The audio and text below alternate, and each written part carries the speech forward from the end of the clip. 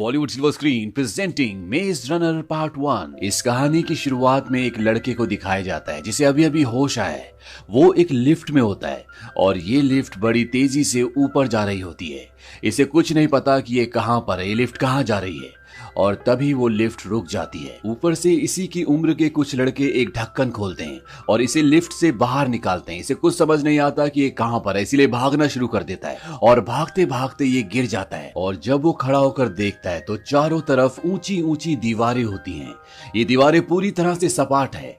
इसके ऊपर चढ़ना लगभग पूरी तरह से नामुमकिन है। इसके बाद इसे लकड़ी की एक सेल में डाल दिया जाता है जहां पर एक लड़का इसके पास आता है। वो कहता है कि मेरा नाम एलबी है, तुम यहां से भागने की कोशिश मत करना।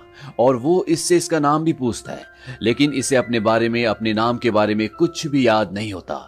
एलबी उसे कहता है चिंता मत करो, 2 दिन में सब कुछ ठीक हो जाएगा।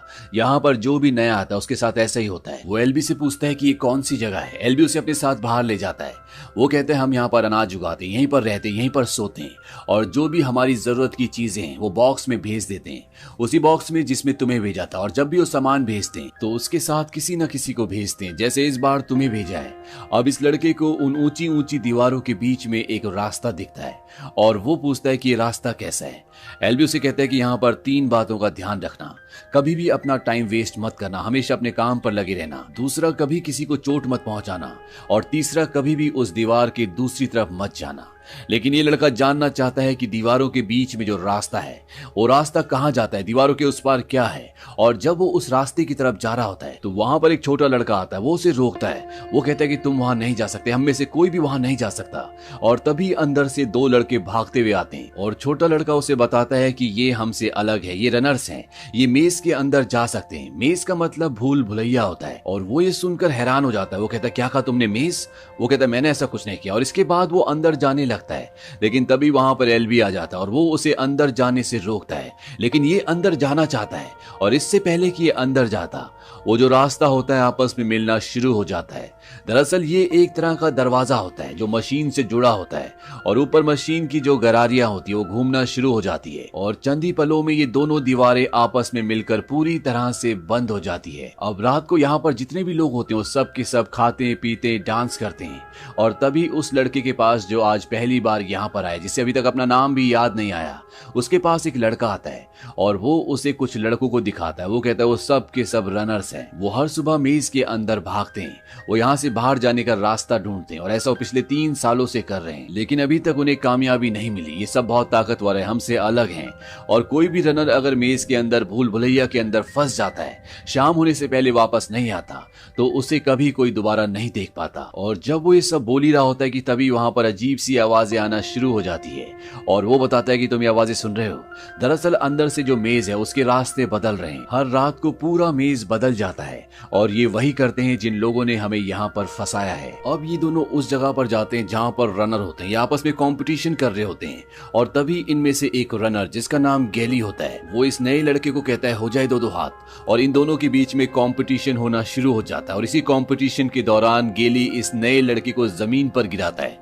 ये सर के बल गिरता है और इसे याद आता है कि इसका नाम थॉमस है। वो कहता है कि मेरा नाम थॉमस है। ये सुनकर वहां पर सब खुश हो जाते हैं क्योंकि उसे अपना नाम याद आ गया होता है। अगले दिन थॉमस यहाँ पर बाकी सभी लड़कों के साथ काम कर रहा होता है और वो पूछता है क्या कभी किसी ने इन दीवारों के ऊपर चढ़ने की कोशिश की? वो कहते हैं वहां पर कोई नहीं चढ़ पाया, हमने कोशिश की थी, सीढ़ियां इतनी ऊंची नहीं है कि हम वहां तक पहुंच सके। थॉमस कहता है जिस लिफ्ट से मैं ऊपर आया था, क्या उस लिफ्ट के जरिए किसी ने यहाँ से निकलने की कोशिश की? उसे बताया जाता है कि जब भी कोई उस लिफ्ट में बैठता है तो वो नीचे जाती नहीं है। हम सारे रास्ते अपना चुके हैं, लेकिन यहाँ से निकलने का सिर्फ एक ही रास्ता है और वो है वो भूल भुलैया, वो मेज।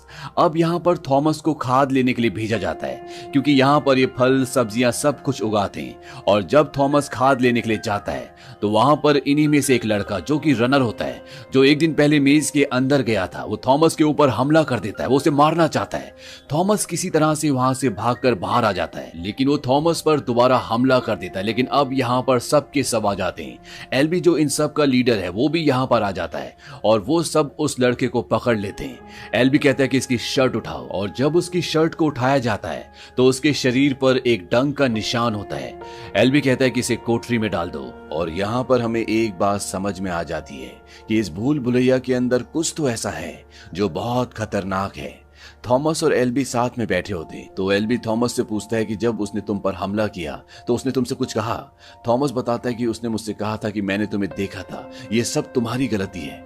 ये सब मेरी गलती कैसे हो सकती है? एल्बी कहता है कि ये सब इन्फेक्शन की वजह से है। वो कुछ भी बोल रहा है। और शाम को जब मेज के दरवाजे बंद होने वाले होते हैं तो सब के सब दरवाजे के सामने इकट्ठा होते हैं और जिसे डंक लगा है उसे जबरदस्ती